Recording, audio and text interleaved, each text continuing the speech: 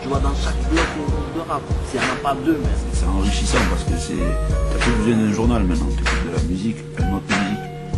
Et déjà, tu vois, t'es au courant de plein de couleurs, de plein de nouvelles parce que c'est dit tellement vite et tellement bien que même pas besoin d'allumer ta télé.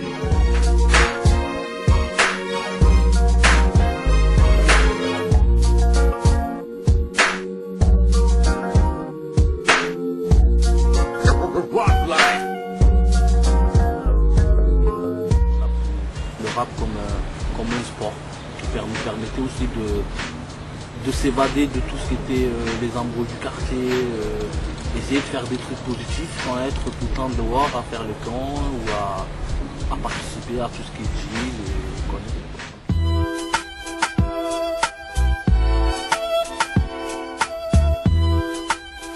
Il y a des gens, tu les entends dans leur rap, c'est rien du tout, tu vois. C'est rien du tout, parce qu'un rappeur, il tue pas, t'as vu, il gile pas, ou il le dit pas, t'as vu. Si tu le dis, c'est que tu le fais pas. Parce que si tu le dis ouvertement, c'est que tu as peur de rien, t'es pris pour rien.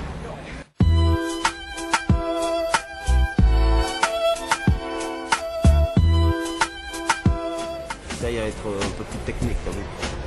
Franchement, au départ, les deux premiers albums, t'as vu, je dirais, j'avais pas trop de flow, t'as vu, j'avais pas trop. C'était un peu le bordel. Marseille et Toulouse, là où même les mémés aiment leur kebou, même les bébés roulent en V12. Et plus en plus chaud, ça, humide et vicieux, sud, rude, sort le truc qui fait briller les yeux, scrute, droit au but, qui fait brûler les lieux, va à fond même, y'a de l'essence dans la fontaine, fire bonne bouge ta bouche, plus en loin, poussi classe, bouffe une touffe brûlante ou des centaines poussi pack, je roule dans la foule hurlante, cannabis cup et skinny cap, cool, je suis l'ouvreur, hold up, shoot un steadicam, boom, bye, bow, ciao, ciao, heal des poudres.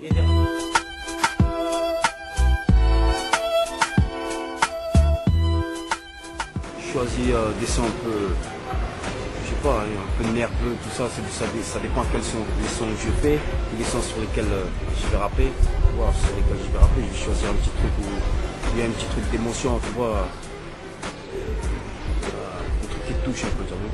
J'aime bien ce délire. Les chansons sont un peu tristes et nerveux un peu à la fois, tu vois. Moi, c'est ce que je vais entendre qui fait la différence. C'est pas après, j'ai pas de... Tu sais, on n'est pas cantonné, on n'a pas grandi dans le rap. Moi, j'ai jamais écouté que du rap dans ma vie. Et même, je peux le dire haut et fort, tu vois, je suis un enfant du top 50. Grâce au rap, on allait chercher du reggae, tu vois, le funk, la soul, le jazz, tu vois, même à écouter du rock, tu vois. Après, quand tu veux faire de la musique, faut pas se cantonner un truc, surtout dans le rap. Faut aller chercher dans les disques, il y a toujours quelque chose à faire. La fameuse légende. Ouais, on va dire la fameuse légende des 10 ans de retard, elle est assez réelle de toutes les façons dans le hip-hop. Ça, il faut pas se voiler la face, comme il dit. Le son français a beaucoup évolué, c'est vrai, mais il y a toujours peu de producteurs qui ont leur touche réellement personnelle. Ça veut dire qu'il y a beaucoup de belles copies, je dis pas le contraire, mais il y a souvent des sons qui sont des copies de grands producteurs américains avec en moyenne 1 à 2 ans de décalage selon les tendances. Ouais, ils ont tous les nus, ils ont tous le triton, ça fait qu'à un moment ça tourne en rond, tu vois, c'est les mêmes sons et s'entendra la même vibe, c'est pas joué de la même façon, c'est pas fait de la même façon, mais c'est de la même façon. Qui sont différents comme dans les prods. Après, il faut qu'il y en a beaucoup plus qui fassent des trucs différents et qu'on accepte les choses qui sont différentes.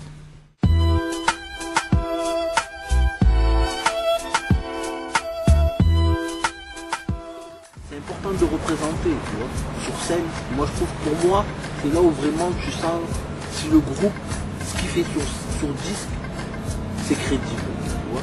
Voilà, on arrive sur la scène, il y a un petit décor, tout ça, t'as vu, mais je crois qu'il faudrait en faire plus, en fait, histoire que l'ambiance soit pépère, tu vois, quelque chose de sérieux, que les gens ils viennent, ils payent pour quelque chose, t'as vu, pas quelque chose de trop sec. C'est ça que les gens ont connu, c'est par les concerts. Avant d'enregistrer, on a fait des concerts, on a fait même beaucoup de concerts avant d'enregistrer notre première maquette.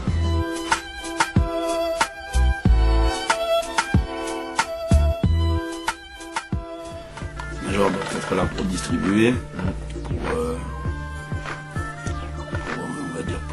étendre ce que tu fais, mais ne doit pas en aucun cas avoir un contrôle sur ce que tu fais. Ouais, sur l'artistique. Il y a un budget, eux ils veulent, tu vois, le serrer.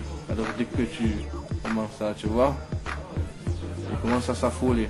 Ils savent pas qu'en dépensant un peu là, c'est ça qui va leur rapporter après. Si tu n'as pas de clip qui passe à la radio, ça c'est un problème. Si tu n'as pas de clip qui passe, ça c'est un problème. Et si tu n'as pas la chance de pouvoir faire des concerts, pour combler tout ce manque-là, c'est bête. Voilà, il y a 2-3 albums qui sont signés et tout, tu as le temps, il faut être technique, tout ça, essayer de tout gérer, tout ça. Parce que c'est une stabilité, tu vois. Je suis un petit privilégié. Tu vois, c'est dur, je leur souhaite beaucoup de courage, je pense, ils sont indépendants. C'est pas évident, putain. Franchement, Inch'Allah que certains ouvrent les portes, tu vois, certains qui ont du poids commencent à ouvrir les portes, tu vois. À plein de deals avec les maisons de disques, tu vois, mais leur licence, tout ça, que des trucs comme ça. Des labels indépendants, moi j'y crois pas trop, donc c'est surtout aux labels indépendants de gagner en qualité et de prendre du poids comme certains y sont déjà arrivés, et puis même d'autres y arriveront de toutes les façons parce que c'est qu'une question de temps. Mais c'est à ces labels-là de gagner en qualité et de faire des produits de qualité, de montrer qu'ils arrivent à vendre autant de disques que les produits majors et justement d'arriver au même résultat qu'aux États-Unis, distribution en major et tout le contrôle de l'artiste par l'indépendance et tout.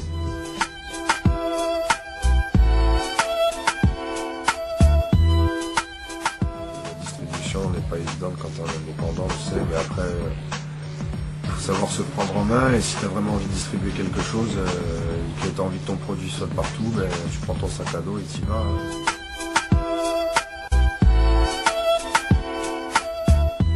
Faut calculer, moi j'étais sauvage en plus à l'époque, je me rappelle qu'on était chez Sony, et on avait faim de prendre plein de CD, de profiter de tout ce truc, t'as vu, pas habitué. Je partais avec des grands sacs remplis de CD. C'était une bonne époque, tu vois, c'est là une époque où ils donnaient les CD, là, ils ont tout arrêté. Ils sont trop fait des jeux. Avant on faisait de la musique, on ne savait pas où on allait en arriver. Moi je me rappelle l'époque de Time Bomb, tout ça on se croisait tous, mais on ne savait pas qu'on allait faire de disques. Tu vois, ça fait c'était bon enfant, il y avait un peu de buzz, ça faisait plaisir, ça nous permettait une colonie de vacances, un peu hop, tu allais là-bas, tu allais à La Rochelle, tu allais à Montpellier, et tu étais avec des potes à toi. Business, tu vois, parce qu'il y en a qui aiment bien le travail à d'autres, tout ça et tout, et puis quand ils les invitent, tu as vu sur un morceau, ça dépend qui ils invitent, tout ça et tout, il n'y a pas de question d'argent, tout ça, tu as vu, c'est parce qu'il aime bien ce qu'il fait et tout, et l'autre il sait qu'il aime bien, donc il vient comme ça, il demande même pas l'argent, tu vois. Il va, il retourne dans son coin, il a fait son truc. Il y a eu un petit rapport, il y a eu des potes qui sont venus, tu as vu, tu as vécu quelque chose de pas comme d'habitude, c'est enrichissant, tu as vu, chacun il apporte son petit grain, tu vois. Et il te parle de ta prestation que tu fais aussi, tu vois, style les potes autour, les potes du gars, pour qui tu viens, tu vois, style il dit c'est bien, tout ça. C'est motivant, c'est bien, tu as vu, c'est même pas question de business là, question d'expérience de vie. Garder cette notion de plaisir, c'est grave important parce que dedans il y a la motivation, il y a tout ça, tu vois. Au travail, à un moment donné, ça prend la tête. Plein de travail, ça reste un plaisir. Le business, ça fait partie du jeu. Il ne faut pas cracher dessus. Il y a l'artistique qui prime beaucoup. Mais ceux qui savent faire du business, ils s'en sortent. Et ceux qui ne savent pas faire de business, ils ramassent des cailloux.